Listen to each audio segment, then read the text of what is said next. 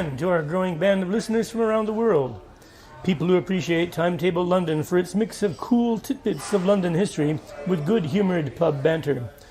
Welcome to our latest episode, co-hosted by me, Tam MacDonald, and my esteemed Timetable co-host, Jeff Browell, fresh from hot-footing it down Fleet Street from King's College, London, to today's rendezvous at the Old Bell Tavern. You can't be out of breath from that short hop, Jeff? Welcome to you, sir. Hi, Tam. Nice to see you. Sorry, I'm just trying to do my shoelaces up, so... That's okay. Not to enable your swift dash from this podcast if it doesn't live up to Not yet, no. We've got to get through another 37 pints yet. That's right. Our esteemed guest says, after all the pubs I've been in, I'm going to be doing 37 pints in this one. Anyway, so the reason why we're in this pub, the Old Bell Tavern, is particularly relevant to our guest this week, Anne Laffeaty. And many welcome returns to this pub. I assume you returned to it a number of times. I've only been here once before, actually. Really? When I do a blog, I make sure I've had a drink at a pub, except for one exception, I think, the Fox and Hounds near the Barbican. I didn't have a drink in. I feel bad about that. But I don't necessarily come back to all of them because I've done 100 pubs and I don't want to spend that much time drinking. Well, I understand that for sure. But what appealed to me about this pub, and I'm sure you as well, has to do with the actual tagline on your website, which fascinated me. Even before we were thinking of Timetable London, I came across Anne's blog on London's history, what happened in the pub. Something like that. But it was fascinating then, as it is now, for the comments we've had since our early launch, with people saying, what a great idea, having conversations, mixing it with history, and pub conversations actually in pubs. Why hasn't that been done? So we're racing ahead from a fascinating podcast to a fascinating podcast, and here we are. But this is different because actually a lot of history did happen in this pub, or right next door, literally. Yes, I mean, St Paul's, obviously, history happened there. But when you say right next door, what are you referring to? This pub itself? The St Bride's Church. Christopher built this pub for the stonemasons to work on the church. A socialist capitalist before his time, actually. Yes. So Christopher Wren built this pub? Yeah. Right. For making St Bride's? For the stonemasons, for St Bride's, yes. Paul's, yeah. Yeah. Well, St Bride's is fascinating, isn't it? I mean, that's the wedding church, isn't it? The wedding cake, yes. Was St Bride's named after Bridget? Yes, right, yeah. Yes, the Irish saint. She was based here. Because it was Bride's Well just round the corner. Yeah, Right. that's right. Because Ludgate Circus is just 100 yards outside this, where the window, we're sitting in front of the window of the pub with wonderful stained glass, with ruby red glass that's shining a light on the side of Tam's face like a pre-Raphaelite painting. A pre-Raphaelite Tam, my God, what a hideous prospect. And so just 100 yards to our right, if you were to come out here, is Ludgate Circus, and it's where the River Fleet ran down to the river. And there was a bridge over Fleet Street, up towards St Paul's, or up to Roman London. Mm-hmm. And then St Paul's was built much later, in the early 7th century. Yeah. Just a few hundred yards away further from where we are, to the east. I think, Anne, you're being awfully humble about what you've done with your website, because one of the things that I appreciated about your website when I first saw it is that, unlike a lot of these pub review websites, you actually have explicitly a paragraph in there about the history. Well, it's all about the history, really, because, I mean, there must be so many things that happen in a pub because people are getting together, different walks of life, different reasons for a meeting, and there's alcohol involved. So obviously there's going to be sort of things happening. And for instance, I mean, you know about certain pubs where murders happened, and the Great Train robbery was planned in a pub. Yeah. And the Hatton Garden robbery was planned in a pub. Yeah. The Timetable podcast, I've heard, was conceived in a pub. Oh, well, there you go. My gosh. Yeah.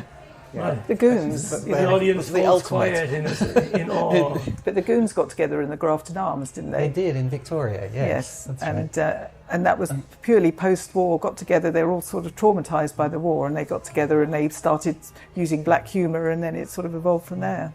Have you been into the Grafton Arms? Yes. Yeah. Do they have a room dedicated to them? In No, there? it's almost like it's not mentioned. Really? Like the Sherlock Holmes, there should be a room dedicated to the goons. Listeners may recall the reference for our esteemed producer just now referring to the Sherlock Holmes, going back to the pub that featured Matt Brown and the Londoners. Indeed. Sherlock Holmes in the pub of that name just off Trafalgar Square. Visit it soon. But anyway, Anne, I wanted to ask you about these stained glass windows. What proportion of the pubs that you've been in London would you say have stained glass windows? There's more than you'd imagine. I mean, the Golden Lion at St James, that's got beautiful windows. And there's quite a lot that you don't even notice when you go. Like I think the Old Mitre has as well. Yeah.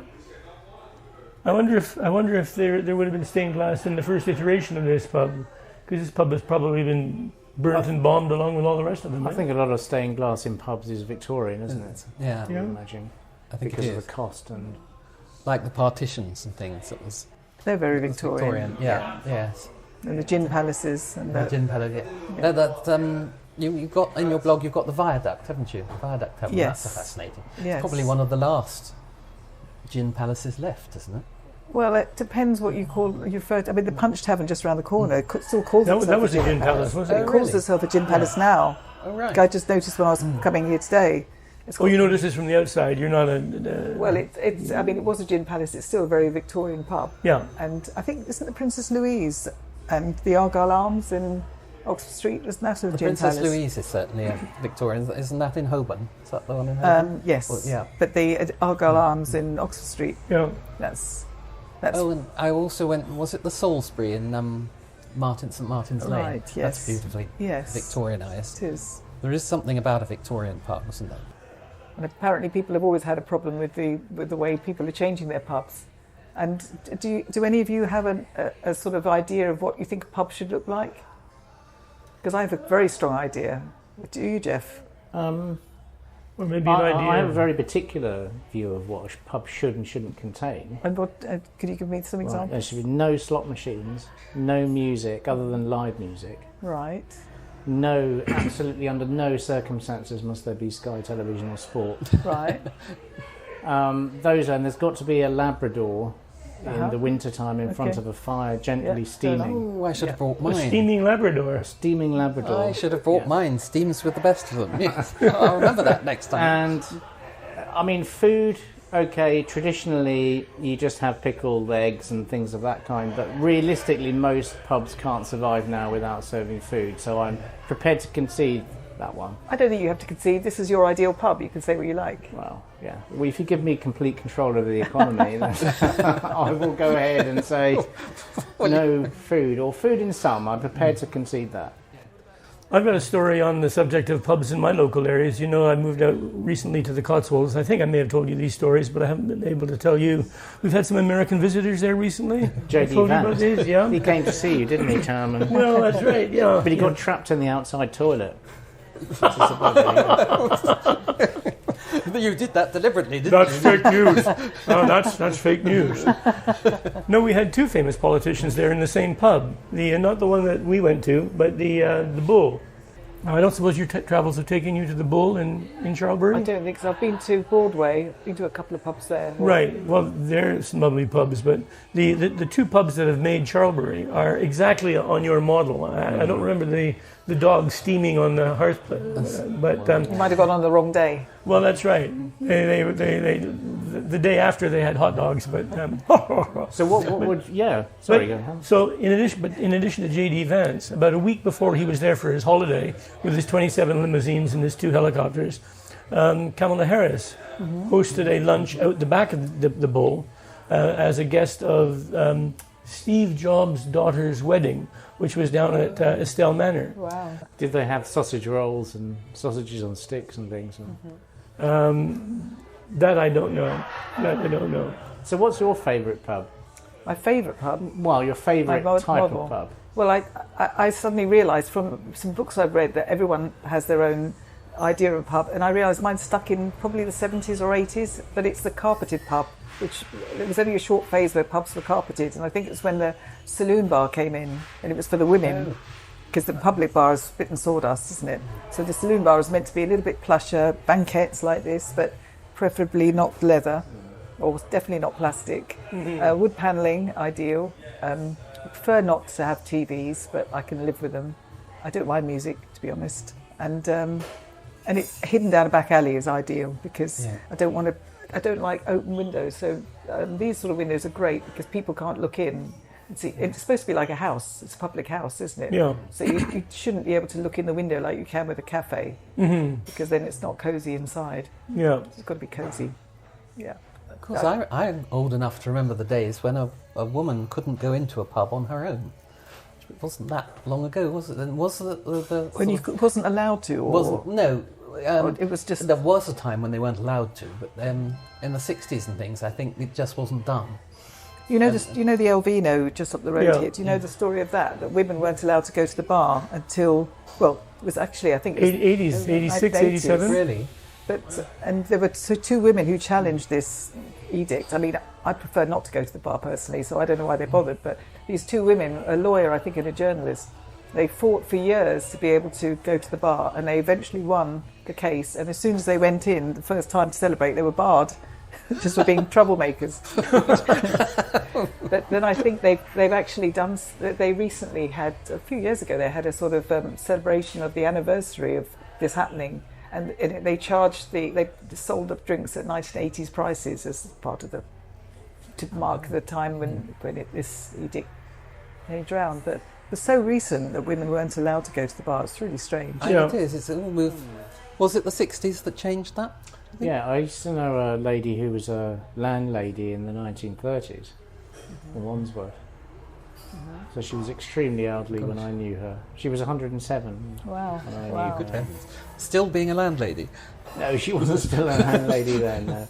But she was in Wandsworth. That was quite an extraordinary life that she had. Yeah. So there were, obviously there were a lot of women associated or ran. Yeah. Yes, yes. Yeah.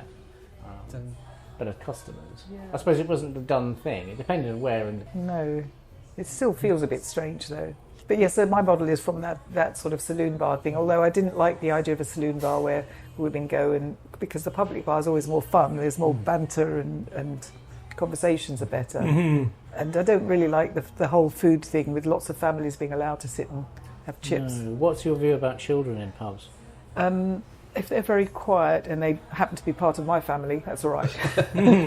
But preferably no, I don't think they should be allowed. And we were at a pub recently where they were running around playing and no one was stopping them.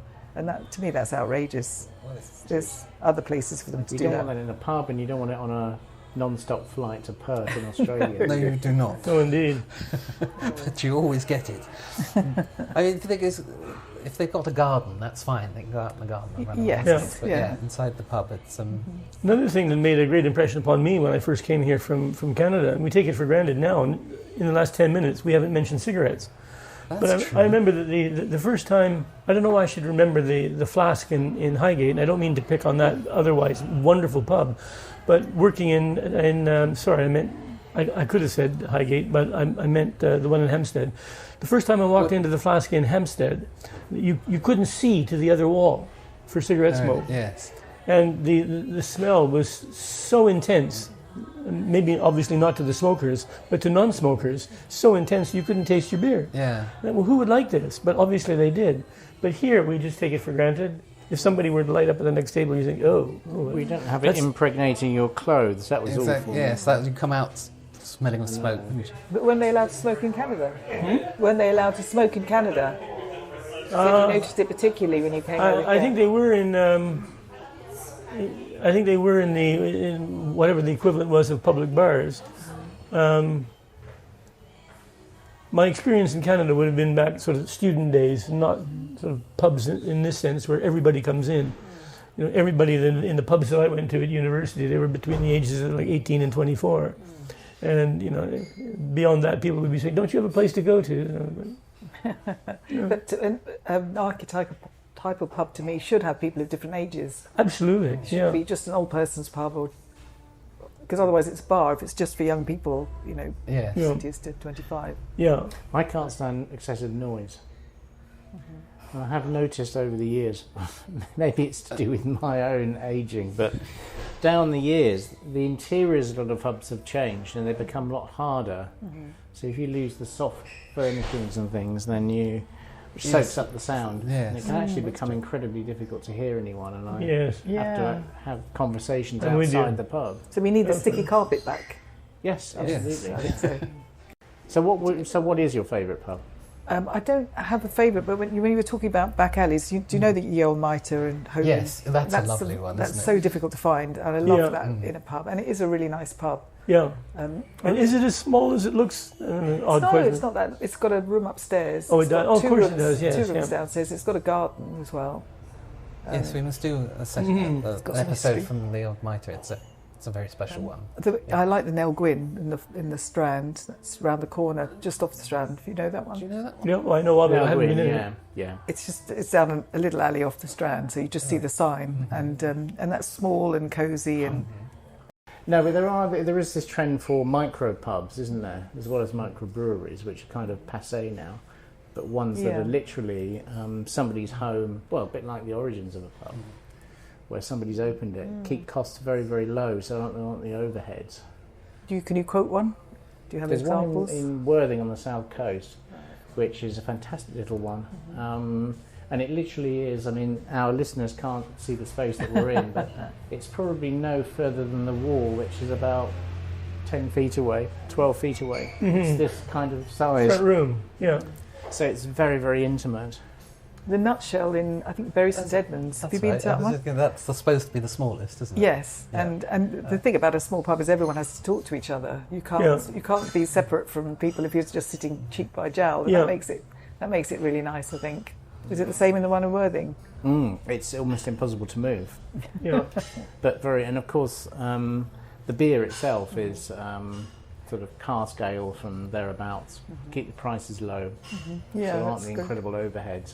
It's not £7 a pint. No. Oh, I know. It's unbelievable. Is Spanish Bradley's Tavern, is it called?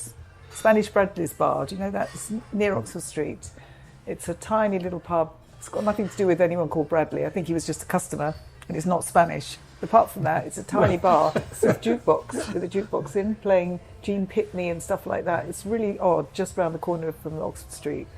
It doesn't feel very pubby because you can look through the windows, but it does have that real vibe of small pub. And is it old? I'm not sure how. Well, it's not that old. No.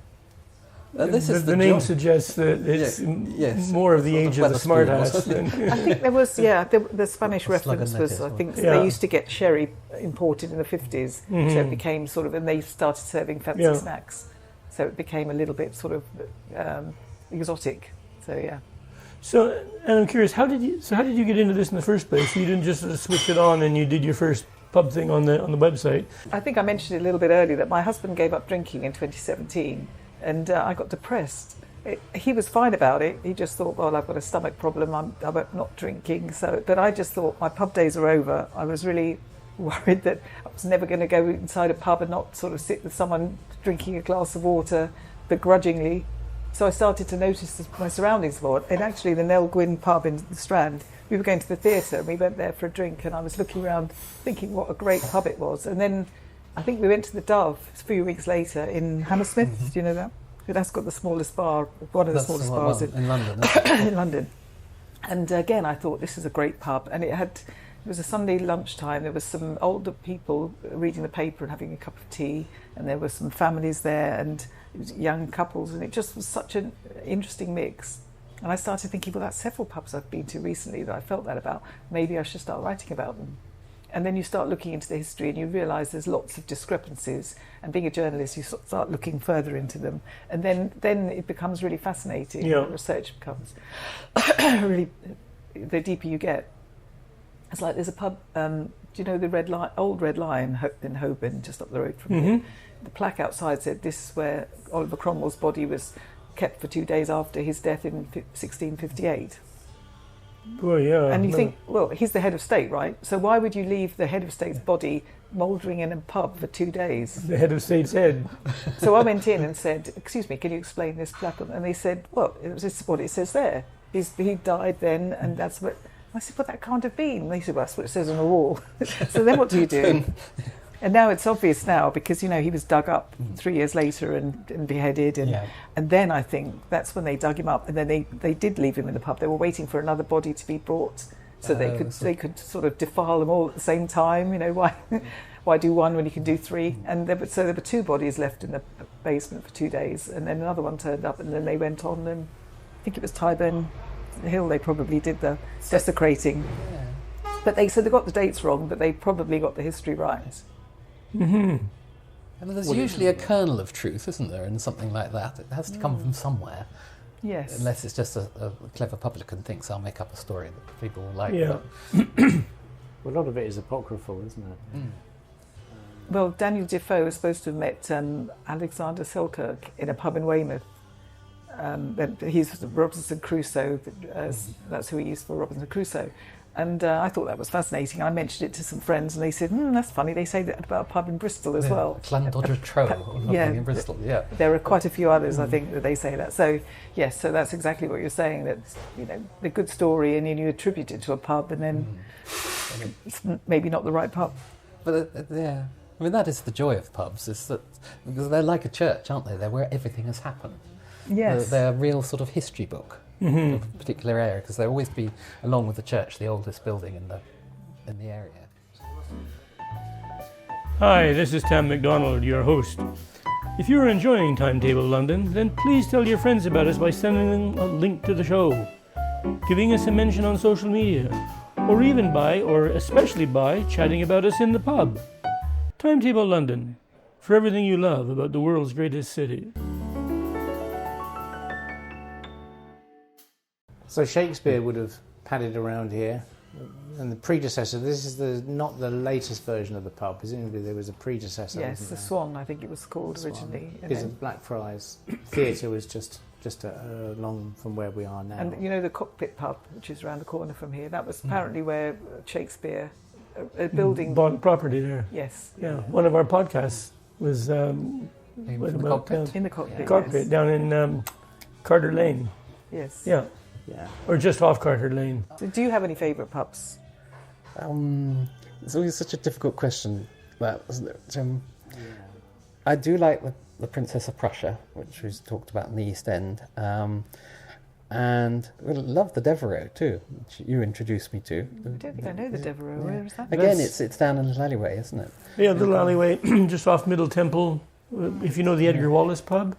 I do. I've not been. I think. Yeah. Okay, well, it's just tucked in behind the Edgar Wallace. They're literally cheek by jowl there, and we've done a podcast in each of them.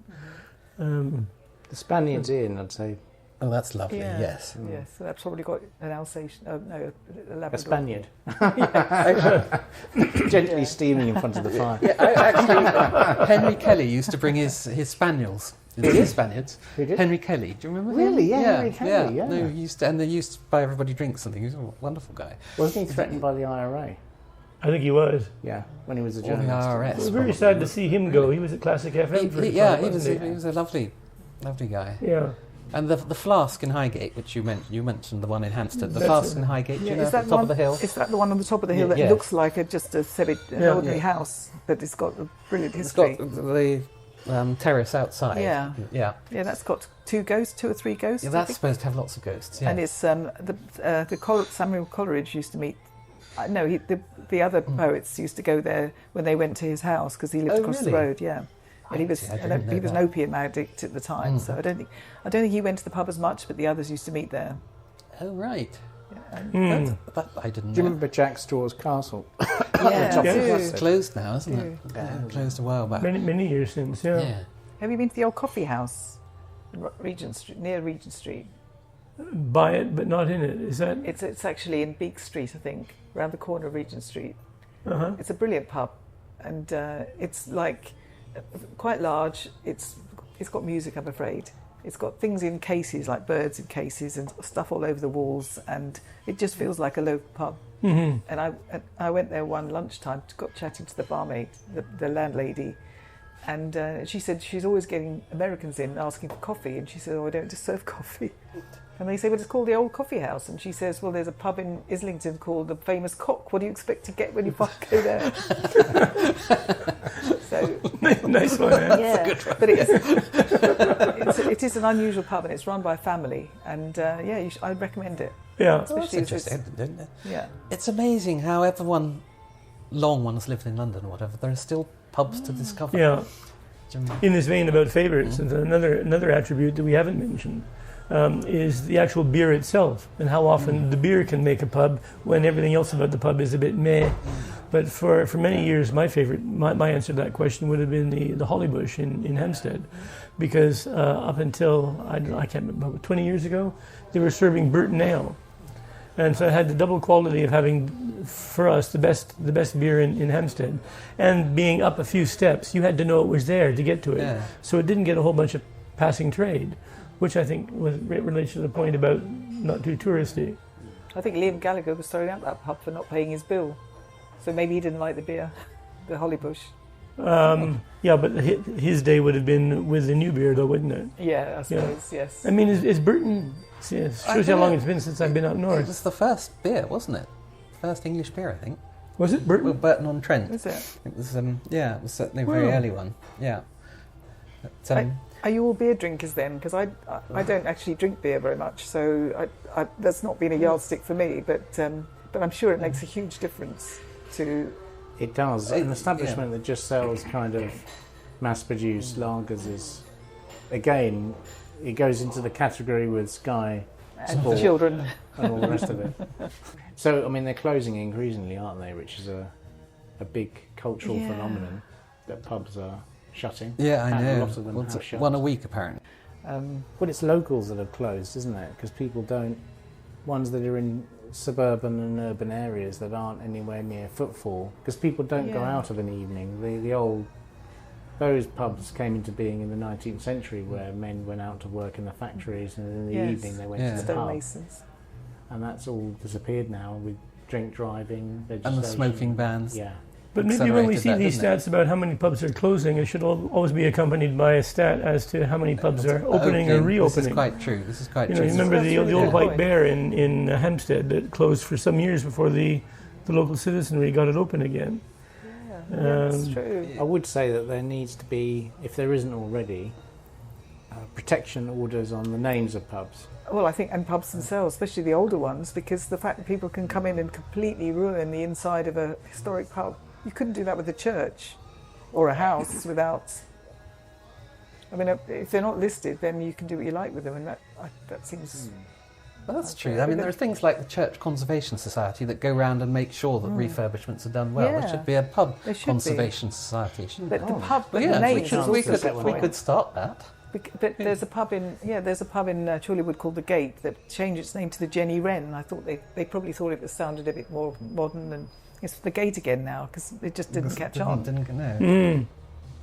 I mean, presumably it was at the gate into the common Yeah. or something. Well, Yes. so, yeah. So it's very It might be odd. interesting, given the growing penchant for greatest of this and best 100 of that and so on, is having a contest for the best interiors of pubs.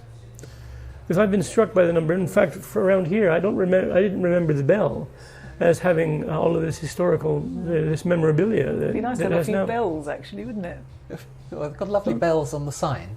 Yeah. So it's one of those with those lovely signs. But the theme, Why is it called the Bell? because I think it's in the sound near the church, wasn't it? It Bell. wasn't it called the 10 bells because there were 10. Yeah, Oh, was it? I think so. yeah. But so the sound of 10 bells nearby, I can't remember. But, Yeah. But do you know the journalist story linked with this pub?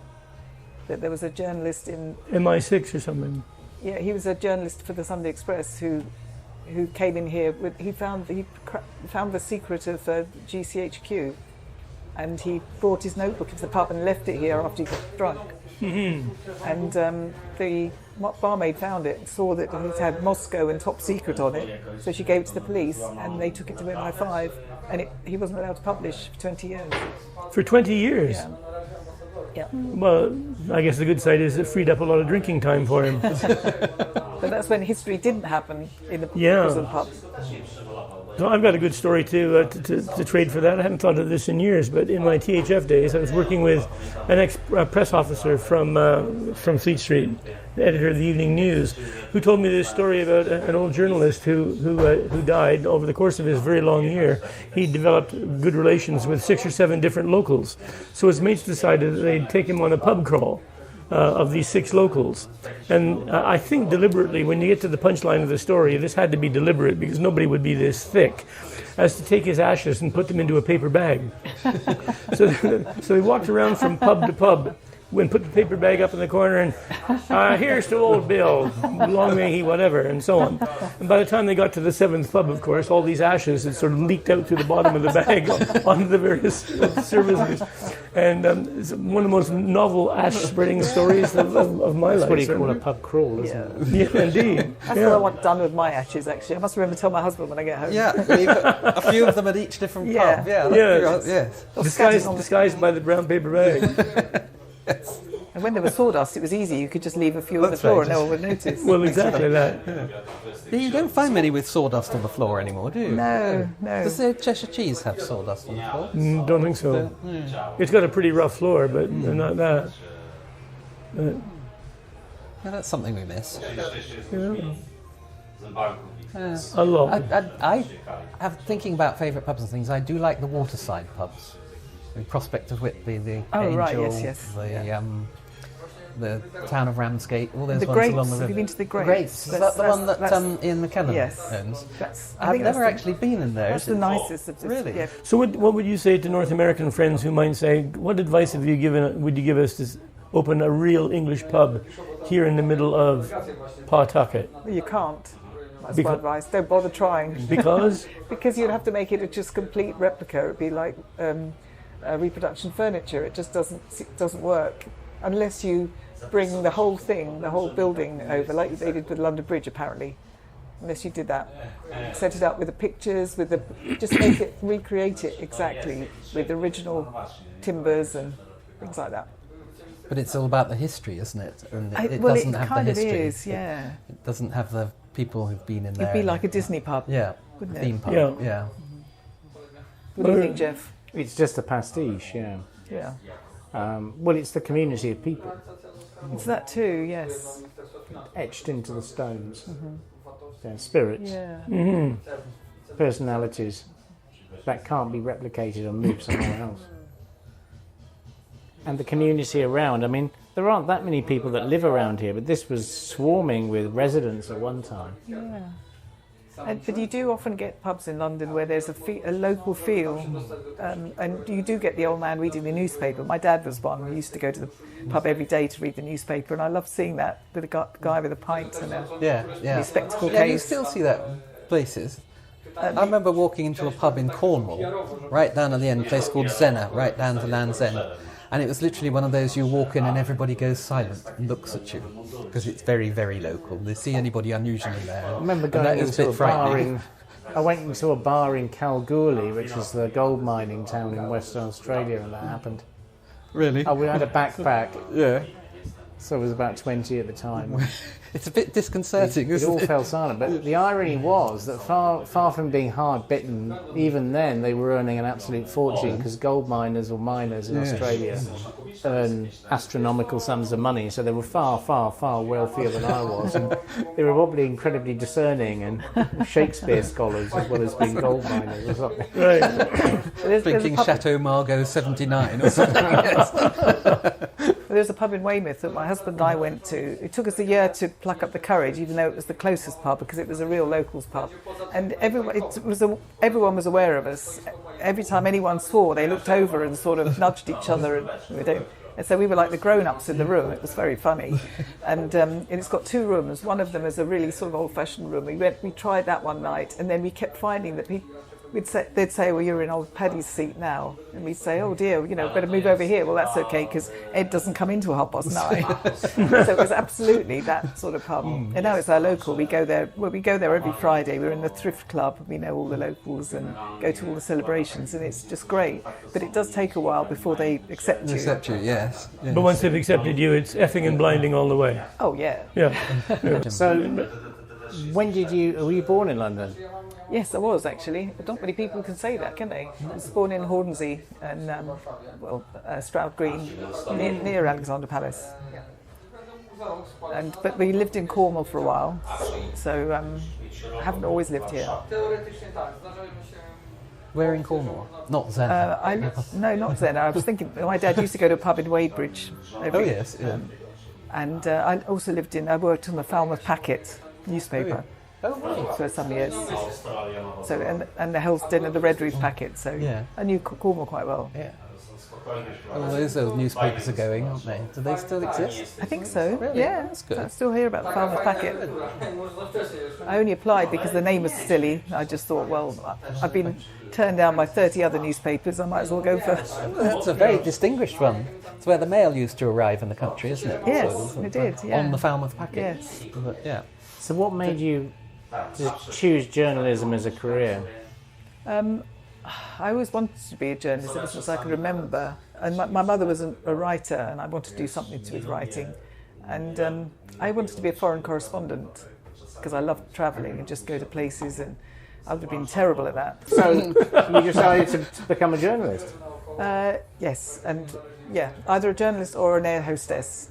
That's quite a Well, I thought contrast. either way I'd travel. yeah.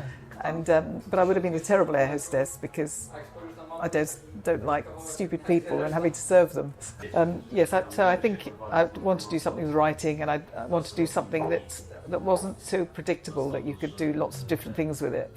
And it kind of worked out well because when I did freelance, when I had children, I did mother and baby magazines for a while. Then I did travel, and now I do toilets. Actually, if anyone wants to know, really? I write about washrooms. Yeah. Washrooms, Yes. toilets. Yep, that's what I do. What for? Toilet monthly? Well, what for? No, I do PR for a company that does that makes tissue paper. My husband used to work for them, and I got the job as the PR. And through that, I started working for a cleaning magazine. So I write about scrub and dryers and sweepers as well. But it's just that's something you can do in your spare time. That's a different departure. Well, you can make anything interesting, really, if you put your mind to it. No, I can't remember whether I've still got a subscription to that magazine. It would have been good for, what's that, not the 9 o'clock, it'd be good for not the 9 o'clock news, that, wouldn't it? Well, actually, it's European Cleaning Journal. It's actually, and it does cover the whole of Europe.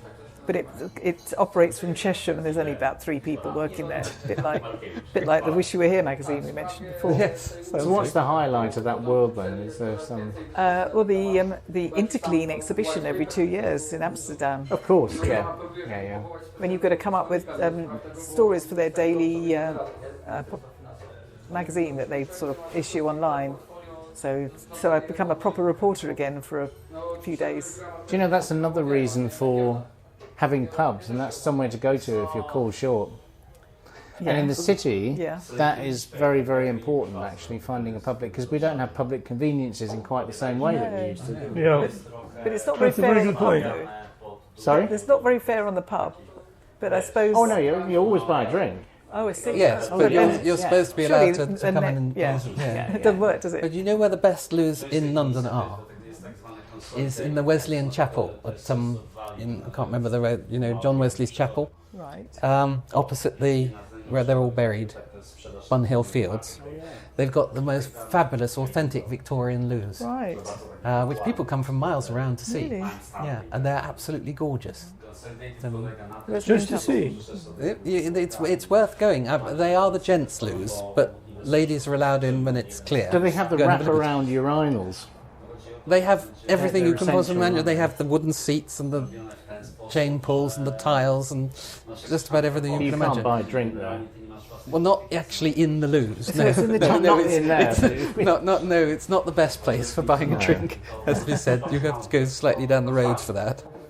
But they all have disappeared, many public conveniences everywhere, haven't they? And the Metropolitan Drinking Trough or whatever it is, association was one of my favourites, and they're still dotted about. We need to reinstall those. Yes, we But do. there's a lot of public toilets that have become pubs and restaurants and things like that. There's one called The Attendant, I think, somewhere in London. Oh, really? Yeah, that's an great. underground toilet that's become a pub. I think there's another one called WC. WC. It's called Wine and Charcuterie, but actually it's WC for water closet. So they all do a little bit of a joke on the previous. And where is this? incarnation. Somewhere in London. I didn't have to learn this for this blog, but there's two of them in London: WC, Wine and Charcuterie, and The Attendant. And I think they're still there, still somewhere in London. But, Podcasts for the future. yeah, absolutely. Right. But with that, we should say thank you very much for joining us, Anne. It's been a fantastic little conversation to be reacquainted with this pub that I haven't been in for 30 years. Thank you to my co-host, Chris, who joined the conversation, to fantastic effect, as I say. To my esteemed co-host, Jeff Aardvark, a.k.a. Brouwer. It's always great sitting next to you and enjoying a Guinness with you.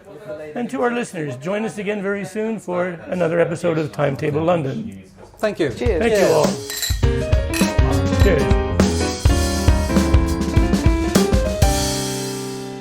Do join us next time, and we will be coming to you from the Blackfriar Pub in, now fancy this, it says here, Blackfriars, in the city.